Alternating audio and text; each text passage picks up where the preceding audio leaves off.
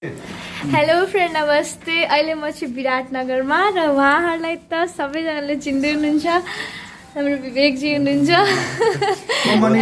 ये मुझे नेपाली नहीं आती बट ये बहुत ही प्यारी लड़की है और आप लोगों ने इतना फॉलो किया उससे ज्यादा फॉलो करो और जितना प्यार दिया उससे ज्यादा प्यार करो। नहीं और देखो आप लोग, ये सोनिया टिकटॉक इतनी बड़ी स्टार है और आप लोगों को गलत फहमी हुआ है कि हम लोग आए नहीं है नेपाल में। हाँ, तो हम लोग सुबह से ही आए थे। यहाँ पे जो आयोजक था उसने गलतियाँ की है। आप लोग हमारे दिल में और आप लोग ऐसे ही खेसारी भैया को प्यार करिए।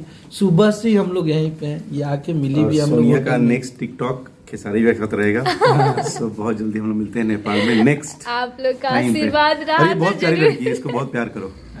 Thank you so much. तुम सच में बहुत अच्छी हो। बहुत लोग बानी भोजपुरी इंडस्ट्री में, लेकिन हमारे सबसे बेस्ट है खेसारी जी और उनका हम एगो भगवान के रूप में पूजेनी और जिंदगी भर पूजे।